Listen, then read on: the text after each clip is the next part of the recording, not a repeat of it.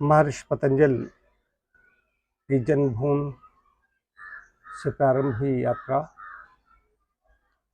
जिले की 3 तहसीलों में पहुंच चुकी है। 2 तहसीलें शेष हैं। मुख्य रूप से हमारा इसमें पर्यावरण और योग यात्रा ही है। पर्यावरण ठीक हो और योग, इन दोनों का आपस में योग है, आत्मिक संबंध है। तो योग पर मेरा ये इस समय जोर चल रहा है। महर्षि पतंजल की योग साधना है जिसके 4 पादों में विभक्त है योग दर्शन: समाधिपाद, साधनपाद, विभूतपाद और कैवल्यपाद।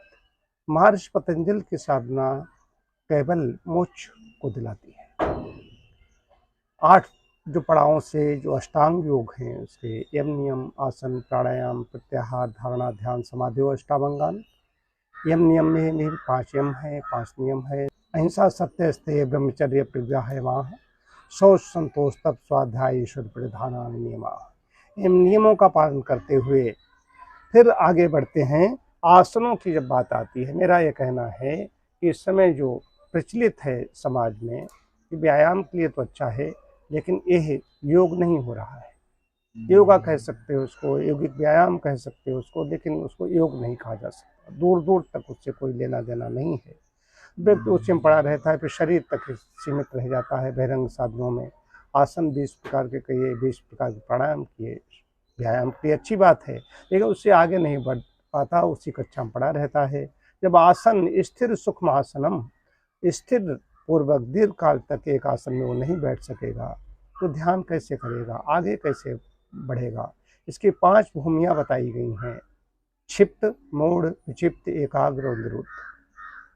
योगश्चित्त वृद्धि निरोधा, निरुद्ध अवस्था में कब पहुंचेगा? जब ये तो क्षिप्त अवस्था है या मूढ़ अवस्था है या विक्षिप्त अवस्था, इसी को नहीं क्रॉस कर पाते हैं। फिर एकाग्र में पहुंचते हैं, एकाग्र में पहुंच गया उसके बाद निरुद्ध अवस्था में पहुंच गया, वही वहाँ पहुंच जाएगा। उसी प्रकार के 5 प्रकार के क्लेश कहे गए हैं। इनसे जब ये क्लेश बने हुए हैं तब तक भी मुक्त नहीं मिल सकते। अविद्या, अस्मिता, राग, द्वेषः, अभिनिवेशः, क्लेशः। अविद्या बहुत बड़ी चीज है। ये 5 पंच क्लेश हैं, तब तक मुक्त नहीं मिल सकती है।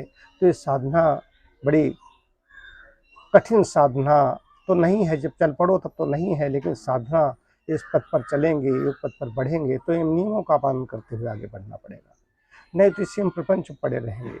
शरीर हम नहीं हैं। शरीर तो बिल्कुल अभी हम व्यायाम कर सकते हैं, दौड़ सकते हैं, उछल कूद कर सकते हैं, मैंने भी व्यायाम किया, लेकिन व्यायाम के नाम पर ज़्यादा शरीर को सजा देना उचित नहीं है। ज़्यादा समय तक व्यायाम भी करना उचित नहीं है। दिन भर व्यायाम ही करते रहें, भाई शरीर 1000-2000 साल तक चलता होता तब तक हम ऐसा कर सकते थे, लेकिन शरीर तो नष्ट हो जाएगा।